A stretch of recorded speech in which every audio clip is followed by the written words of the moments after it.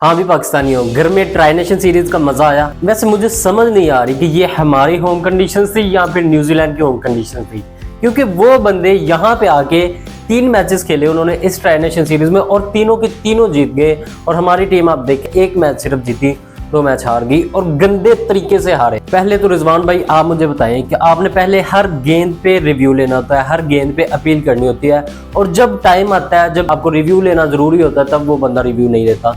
आज वहां पे एक मैच टर्निंग सिचुएशन बन सकती थी, वो एक पॉइंट मैच टर्निंग पॉइंट बन सकता था, लेकिन रिजवान साहब वहां पे चुप रहे। यार इस बंदे की मुझे नहीं समझ आती, तू कैप्टन है, तुझे बॉलर कह रहा है कि यार ये आउट है तो तू ले ले चांस, क्या हो जाएगा। अब वो एक आपने जो रिव्यू बचा लिया, अब वो कहाँ पे लेके जाओगे, वो घर में ले जाओगे। अब उस रिव्यू का आप क्या करेंगे। वो बंदे को आपने 3-4 चांसेस दिए, टॉम लैथम को कुछ 4 चांसेस मिले उस बंदे को। एक दफा वो 27 रन पे मिला, एक दफा 16 रन पे मिला। इवन शाहीन शाह अफरीदी ने सीधा हाथों में आते हुए कैच छोड़ दिया। जब आपकी टीम में इतने ज्यादा लूप होल्स होंगे आप कभी नहीं मैच जीत सकते। आज अगर बैटिंग की बात करें तो 3rd क्लास बैटिंग हुई। हाँ मानते हैं कि कुछ ट्रिकी कंडीशंस थी, लेकिन इतनी भी ज्यादा नहीं थी। आप कम से कम 270 स्कोर बना सकते थे। ये पिच 270 स्कोर वाली थी, आपने बहुत कम स्कोर बनाया। 243 स्कोर का टारगेट था, जो कि कोई भी टीम कर सकती है। यहाँ पे आपको जिम्बाब्वे भी आके कराची वाली सिचुएशन में ये स्कोर कर देगी, लेकिन आपने बैटिंग में गंद किया। बाबर आजम की बात करते हैं, अच्छा स्टार्ट लिया, लेकिन भाई कब तक सिर्फ अच्छा स्टार्ट लोगे। अपनी इनिंग को बड़ा करो, अपनी इनिंग को लंबी इनिंग्स में तब्दील करो। आप 23-29 स्कोर करके वो बंदा आउट हो गया। फखर जमान की बात करते हैं तो खैर उस बंदे को हम कुछ नहीं कह सकते, क्योंकि उसका बैटिंग स्टाइल ही यही है। उसने इसी तरीके से खेलना है, किसी मैच में चलेगा किसी में नहीं चलेगा। जिसमें वो चलेगा वहां पे वो मैच वन साइडेड कर देगा। उसके बाद हमारे जो सोचकिल साहब, मुझे इस बंदे की नहीं समझ आ रही। यार आप जबरदस्ती टीम कॉम्बिनेशन कर रहे हैं, आप जबरदस्ती प्लेयर्स की जगह चेंज कर रहे हैं। आपने जबरदस्ती बाबर आजम को ओपन करवाया हुआ है। इवन बाबर आजम दूसरे नंबर पे आके अच्छा परफॉर्म करता है, मतलब 1 डाउन आके वो बंदा अच्छी परफॉर्मेंस देता है, लेकिन आपने उस बंदे को जबरदस्ती ओपनर बनाया हुआ है। मुझे इस चीज की समझ नहीं आती। उसके बाद आपने सोचकिल को फिट किया हुआ है कि तूने 3 नंबर पे आना है, वो वहां पे आके कोई कुछ परफॉर्मेंस नहीं दे रहा। उसके बाद आते हैं हमारे सलमान अली आगा और मोहम्मद रिजवान। वो दोनों जहाँ पे हैं उनकी ये जगह पक्की है, उनकी ये जगह बहुत बेहतरीन है, और यहाँ पे वो बंदे परफॉर्म भी कर रहे हैं। इवन इतने प्रेशर में वो आते हैं फिर भी वो अच्छी इनिंग खेल जाते हैं, क्योंकि आप देखिए उन्होंने आज भी कुछ 40-45 स्कोर दोनों बंदों ने कर लिया। और सलमान अली आगा तो एंड तक लेके गया, लेकिन असल मसला आ रहा था हमारे जो हमने थोक ऑलराउंडर्स भरे हुए हैं टीम में। एक तो खुशदिल शाह, दूसरा हमारा ऑलराउंडर, मतलब दुनिया का सबसे बड़ा ऑलराउंडर फहीम अशरफ। यार इस बंदे की समझ नहीं आती। अच्छा आपने आज अगर एक चीज नोट की हो, जब वो खेलने आया हुआ था, जब वो बैटिंग कर रहा था, उस बंदे को सांस फूल रही। उसको यार गेम प्रैक्टिस ही नहीं है। उसने लास्ट टाइम 2023 में इंडिया के खिलाफ एक ओडीआई मैच खेला था। आज आपने उसको डायरेक्ट इंटरनेशनल मैच में फेंक दिया और वहां पे आके वो ऐसे गंदा परफॉर्म कर रहा है। मुझे उस बंदे की नहीं समझ आ रही। उसकी यार बल्ले पे गेंद नहीं थी लग रही। आप उसको कुछ 2-3 चांसेस मिले, एक तो सीधा कैच जो उसका ड्रॉप हुआ, दूसरा भी कैच ही था जो कि ड्रॉप हुआ उस बंदे का। उसको इतने ज्यादा मौके मिले, लेकिन उसके बाद भी वो बंदा गंदी परफॉर्मेंस देख गया। एंड पे उससे हिट नहीं थी लग रही। इवन उससे बेहतर नसीम शाह खेल रहा था। और खुशदिल शाह की तो छोड़ ही दें आप, वो बंदा पता नहीं क्या थोक बंदा हमने भर लिया टीम में। कुछ पता नहीं 19 गेंदें उस बंदे ने खेली, वो 7 आउट स्कोर किए। ना उससे कोई हिट लगती है, ना वो छक्का लगा सकता है, ना वो चौका लगा सकता है। इवन वो स्ट्राइक रोटेट नहीं कर सकता।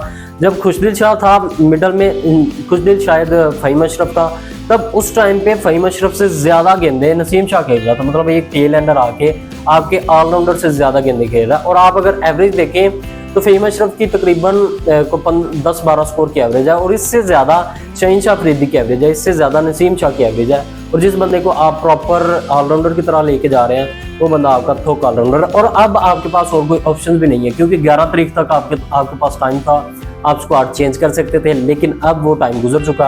अब आपके पास जो है यही चैंपियन ट्रॉफी में 2 ही सिनेरियोज बन सकते हैं। अगर फहीम अशरफ परफॉर्म करेगा तो फिर हुसनैन को बाहर कर देंगे, अगर हुसनैन परफॉर्म करेगा तो फिर फहीम अशरफ को बाहर कर देंगे। मुझे ये चीज नहीं समझ आ रही। तीसरी चीज जो कि बहुत ज्यादा जरूरी है वो है हारिस रऊफ की इंजरी।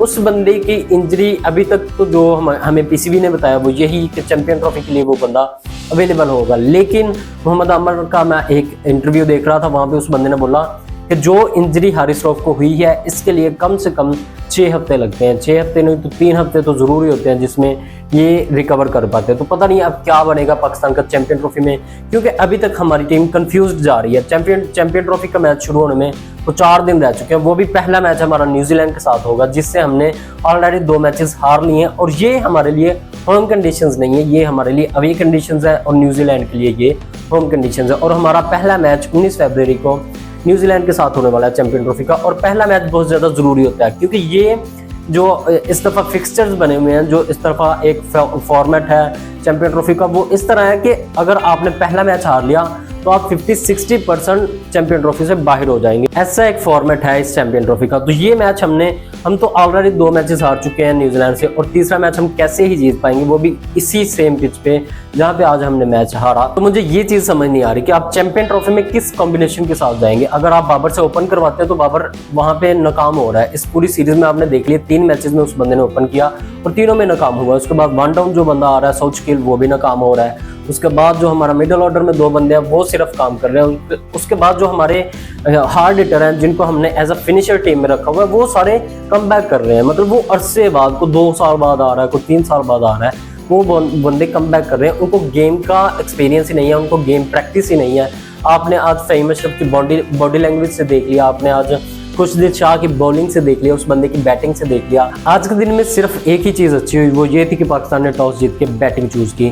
वैसे मेरा जो अपना पीओवी होता है, मेरा अपना ओपिनियन वो यही होता है कि पाकिस्तान को हमेशा चेज़ की तरफ जानी चाहिए, क्योंकि तब इनके सामने एक टारगेट होता है, तब इनको ये होता है कि हम इस रन रेट से जाएंगे तो तब हम जीत सकते हैं। अगर ये पहले टारगेट देने आ जाए तो फिर उनको कुछ समझ नहीं आती कि हमने कितना स्कोर लगाना है बोर्ड पे, हम कितना करेंगे तो तब हम जीत सकेंगे। क्योंकि आपने ये चीज़ काफ़ी दफ़ा नोट की होगी, जो पिछला मैच पाकिस्तान जीता उसमें ऐसा था कि पाकिस्तान ने 350 स्कोर करना था, उसमें पाकिस्तान के सामने एक एम था, एक टारगेट था, उसके हिसाब से वो खेले। उन्होंने पावर प्ले में को 91 स्कोर कर दिए। और आज का आप पावर प्ले देखें, हाँ कुछ ट्रिकी कंडीशन थी, कुछ कंडीशन में फ़र्क था, लेकिन फिर भी आपके पास एक एम होता है कि हमने वो स्कोर अचीव करना है। जैसे आज न्यूजीलैंड ने बहुत ही आसानी से, बहुत सुकून से ये स्कोर कर लिया। खैर भाई, इस मैच में जो हमारी हारने की वजह थी, एक तो हमारी बैटिंग थी जिसमें हमको 20-30 स्कोर कम थे। अगर 270 का टारगेट होता तो पाकिस्तान ये मैच फंसा सकता था।